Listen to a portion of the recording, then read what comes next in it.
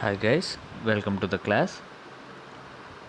In the previous lecture, we have discussed about the types of gauges and its suitability.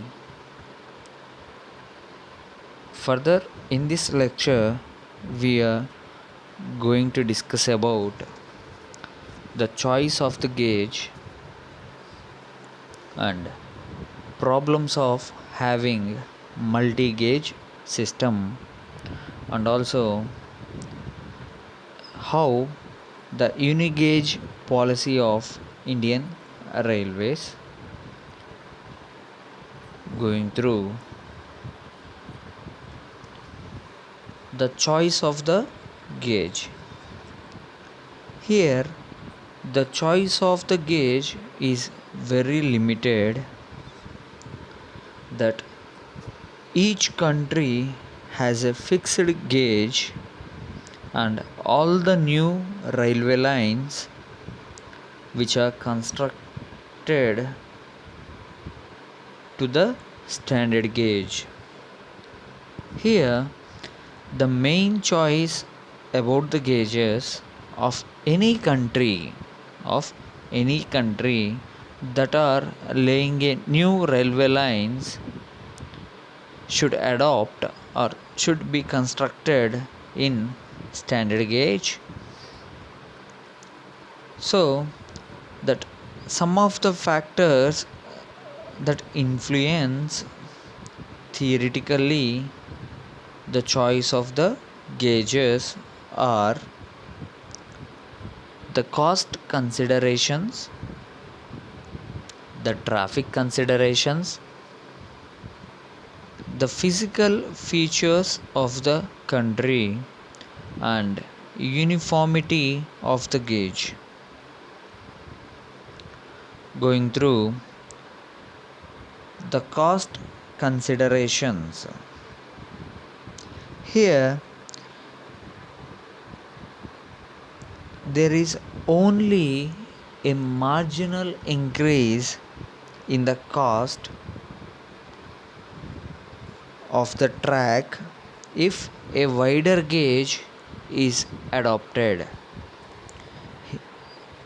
Here, only a marginal increase in the cost can be seen while laying a new track of a wider gauge. Let us see about the marginal increase of the track, which are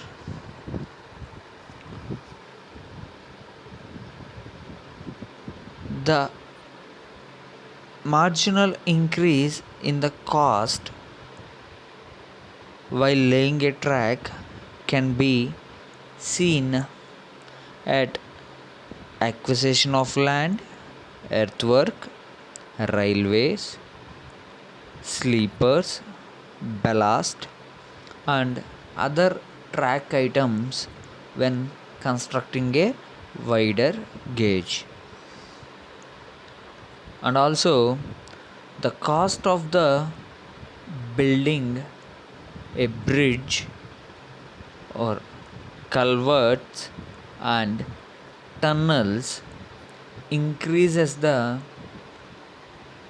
cost of that wider gauge marginally, and the cost of constructing, we are considering the buildings, the station buildings, the platforms, and staff quarters, level crossings, signals, etc., are similar for more or less or similar for all types of gauges.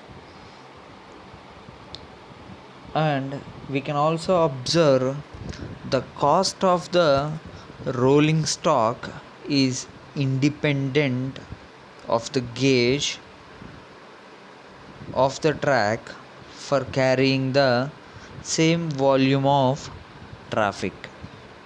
Here, the rolling stock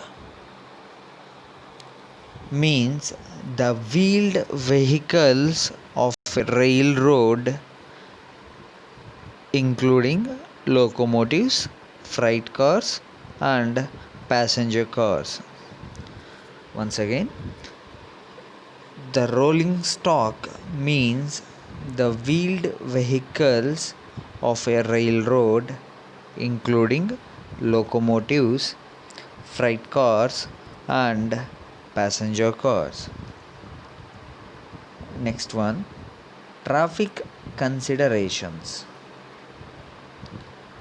Here, the volume of traffic depends upon the size of the wagons and speed, and also the hauling capacity, which is the pulling capacity of that train. As the wider gauge can carry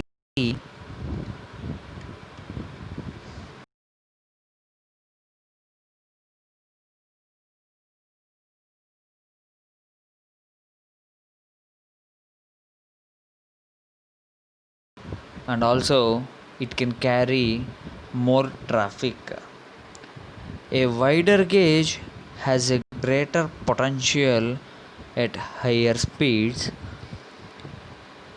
because speed is a function of the diameter of the wheel. Here we can have a pointer to dia of a wheel for the freight locomotives, nothing but goods trains, generally had driving wheels between 40 to 60 inches of dia, and for the dual purpose locomotives generally between 60 to 70 inches in dia, and for passenger locomotives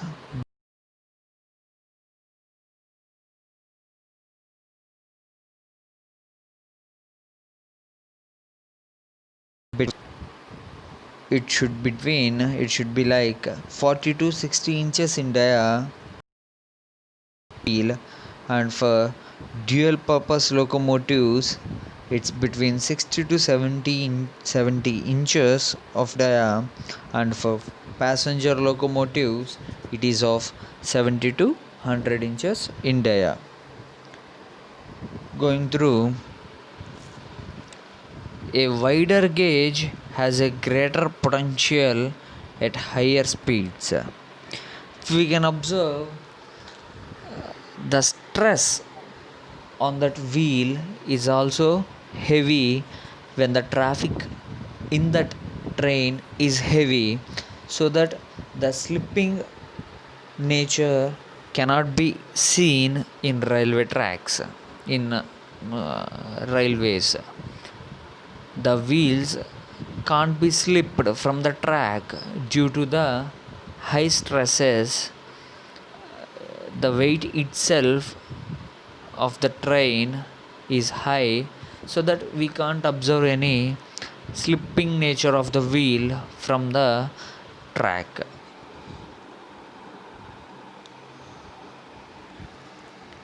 The type of traction and signaling equipment required are independent of the gauge. Next one, the physical features of the country. It is possible to adopt steeper gradients and sharper curves for narrow gauge as compared to a wider gauge. When the track is laid on hilly regions, it should be considered for narrow gauge, so that if the steep gradients and the sharp curves or corners, the narrow gauges are mostly useful rather than wider gauges. It was found that if we are having a steep gradients or there are very extensive curves, narrow curves have been provided, then it is better to go for narrow gauge. In the state of broad gauge or the meter gauge, but if the gradients are quite feasible, if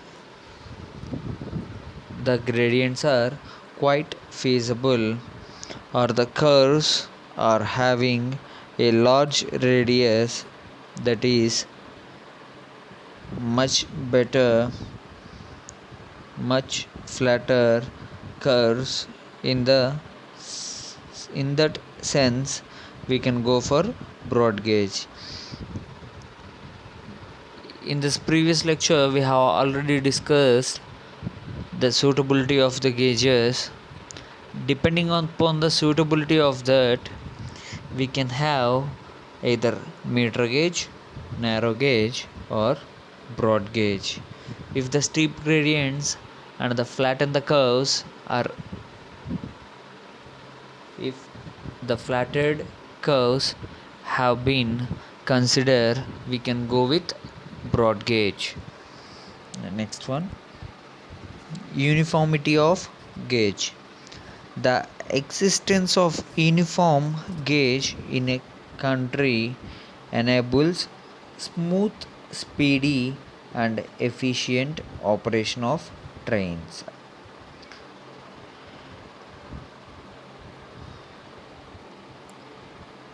A wider gauge with few limitations of a narrow gauge. We have much advantages for operation of trains with wider gauge rather than narrow gauge. Next, problems of having multi-gauge system. In this, all the advanced countries of the world need to be have uniformity of the gauge, so that the number of problems have cropped up in the operation of the railways because of having a multi-gauge system.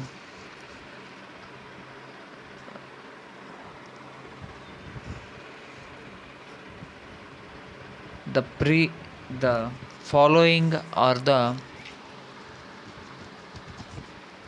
problems of having, some of the problems of having multi-gauge system. Inconvenience to the passengers, difficulty in transshipment of goods, inefficient use of rolling stock, additional facilities at station and yards, difficulties in balanced economic growth, and difficulties in further gauge conversion projects. We have inconvenience to the passengers. Inconvenience to the passengers. Due to change of gauge, the passengers have to change trains in the mid journey along with their luggages, which causes inconvenience like climbing of stairs and crossing bridges for other train, and getting seats in the compartments of the later trains and missing connections with the later trains in case the earlier train is late. In the long journeys, we have some of us have faced these problems while traveling in a train to catch up another train simultaneously to reach the destination. If we have taken the ticket for the next train to, as the train we are traveling is delayed a bit, so that the next train in that station have already left that station, so that missing of this connections can be seen. And transporting luggage from one platform to another platform, we may have missed some luggage while we are sleeping and getting for another train to catch up. Why, like that we have missed some luggage too. Next one,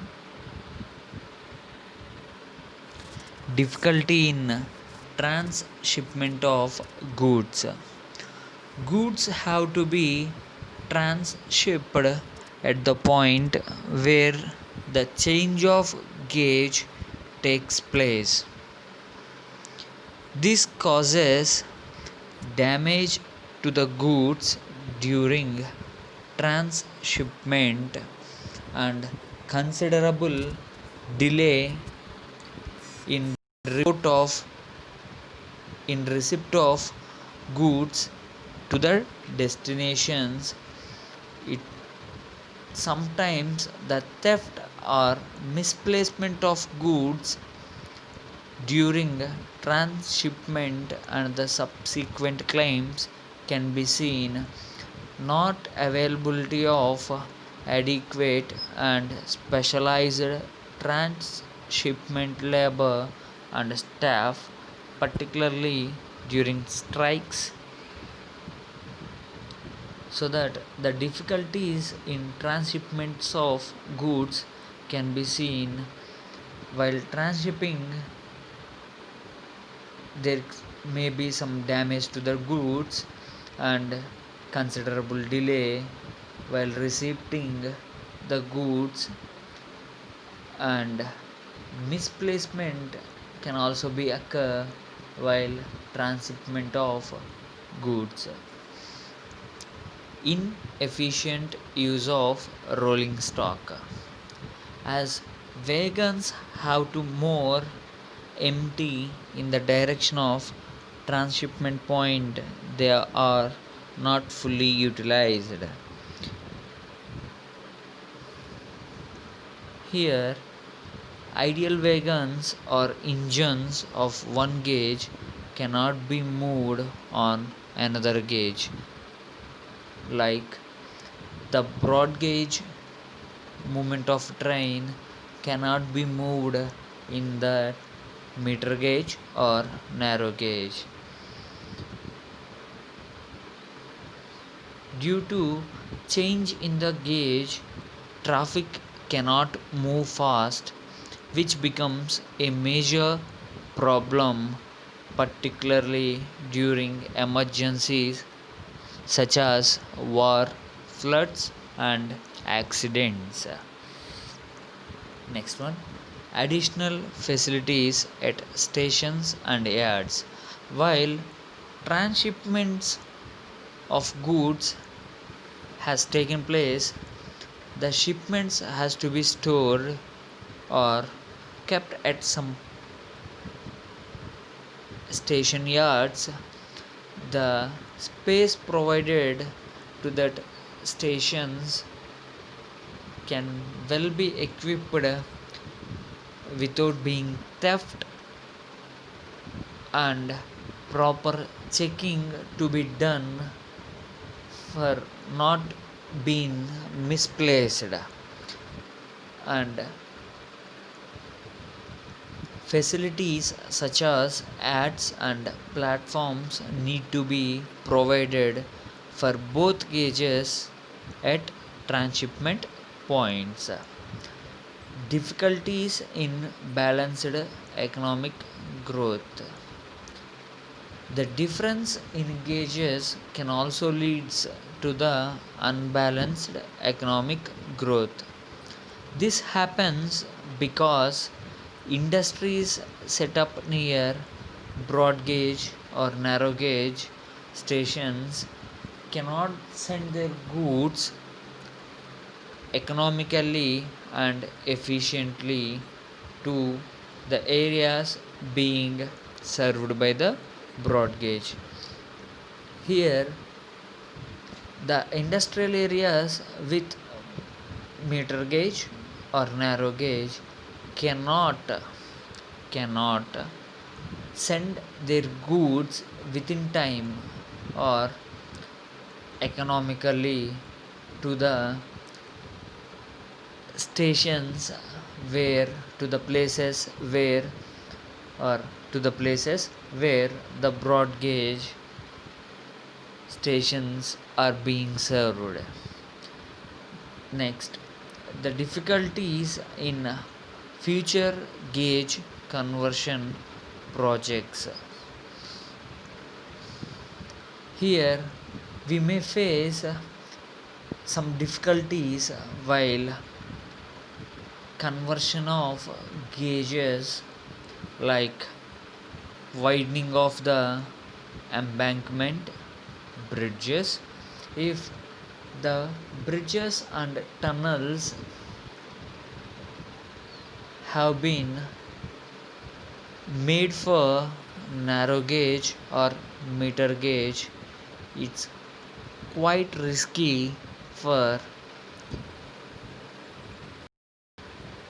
conversion of that narrow gauge or broad gauge tunnels or bridges into broad gauge tunnels, and it takes enormous effort to widen existing tracks. During the gauge conversion period, there are operational problems as well, that since the traffic has to be the traffic has to be slowed down and even suspended for a certain period in order to execute the conversion works.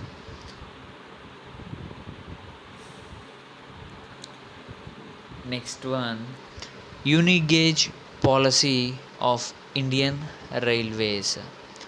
The problems caused by a multi-gauge system in a country have been discussed in the previous sections.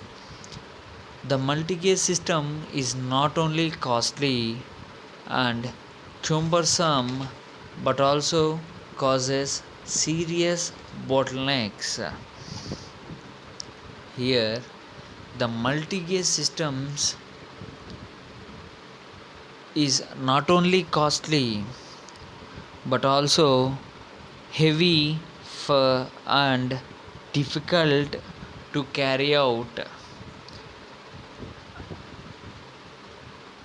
but also causes serious a narrow section of road a narrow section of road in the operation of railways, and to prevent or hinders the balanced development of the country.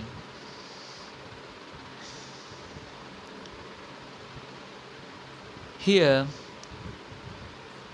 Indian Railways took a bold decision in 1992 of getting rid of multi-gauge system and following a uni-gauge policy of adopting the broad gauge throughout from 1992.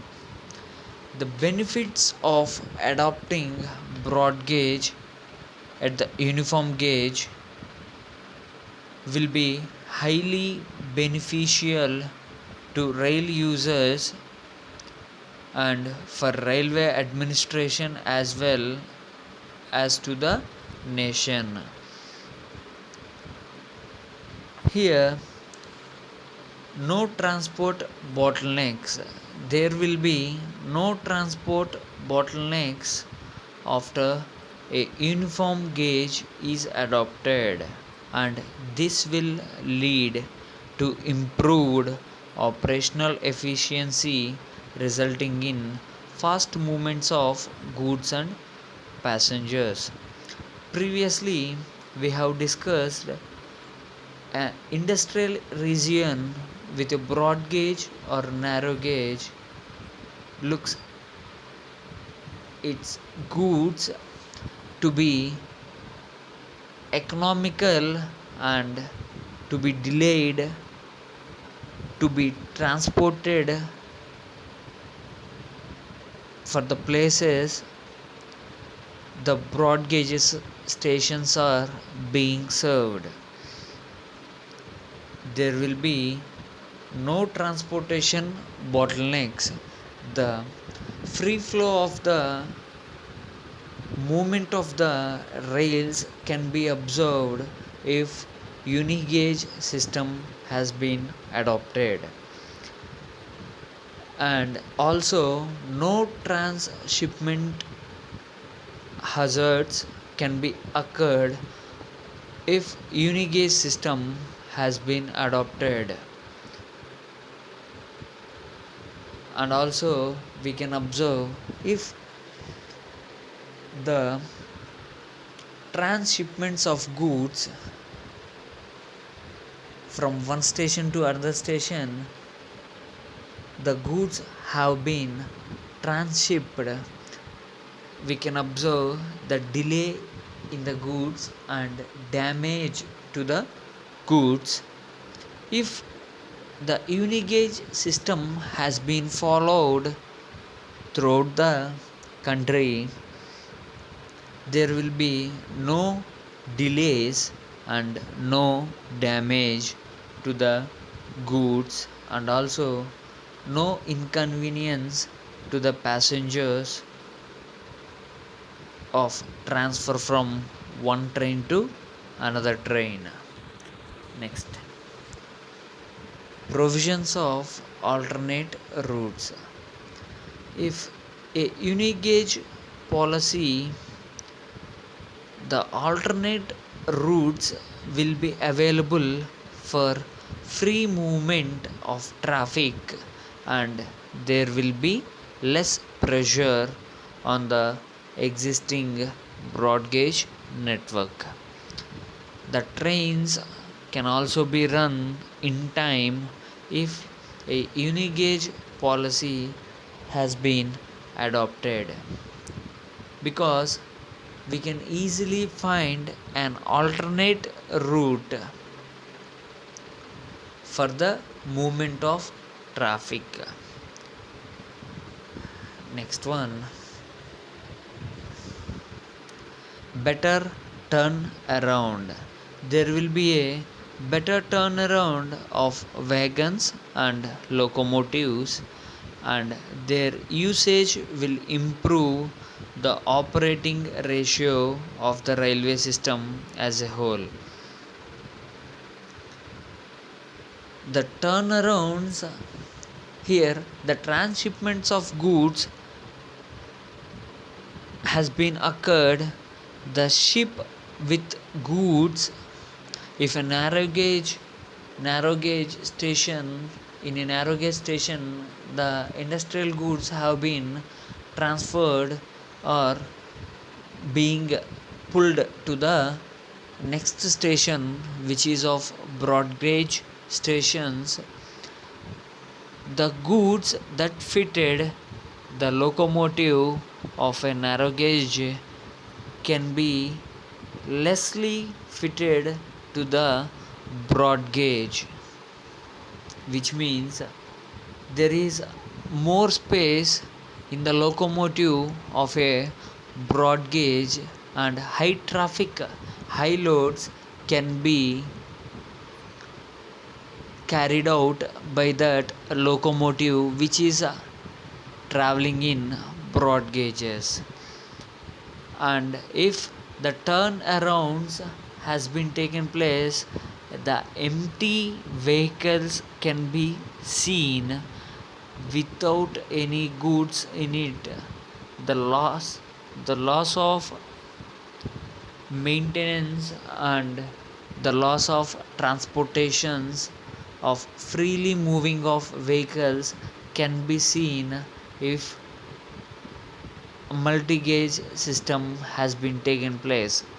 So the better turnarounds can be seen if a unigauge system has been followed. The goods carrying shipments or the locomotive can directly take with less economically, and no delays, no damage to the goods can be seen from the boarding point to delivering point, and from that delivery point it can load some of that goods to be for which is a raw material. Anything can be packed and can turn around to that manufacturing industries. Likewise, improved utilization of track. There will be improved utilization of tracks and reduction in the operating expenses of the railway. If the unigauge system has been adopted, the operating expenses of the railways can be reduced. Next, balanced economic growth. The areas currently served by the meter gauge will receive an additional fillip, leading to the removal of regional disparities and balancing economic growth. Next, no multiple tracking works. The unigauge project will eliminate the need for certain traffic facilities and multiple tracking works, which will offset the cost of gauge conversions to a certain extent. No multiple tracking works can be seen while unigauge system has been adopted. Better transport infrastructure.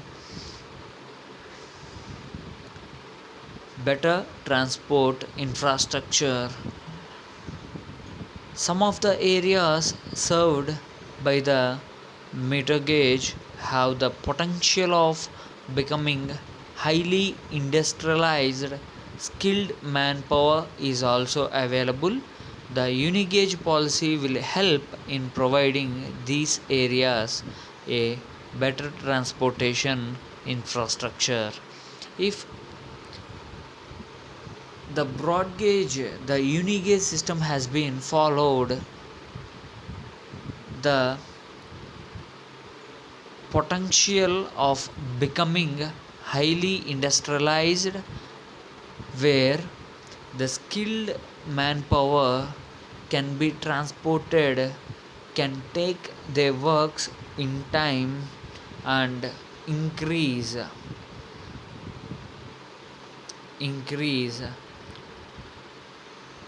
the production capability. So the places with uni gauge system have highly industrialized. Next, boosting investors confidence. The Unigauge projects of Indian Railways has come to play a significant role that will help in boosting the investors' confidence that their goods will be distributed throughout the country in time and without any hindrance hindrance and this will also help this will also help in setting up industries in areas not yet exploited because of the lack of infrastructure facilities. Boosting investors' confidence. If the manufactured goods can be shifted, can be transported throughout the country within time and no delays can be seen while following unigauge system. Next, planning of unigauge projects. The gauge conversion program has been accelerated on Indian Railways since 1992.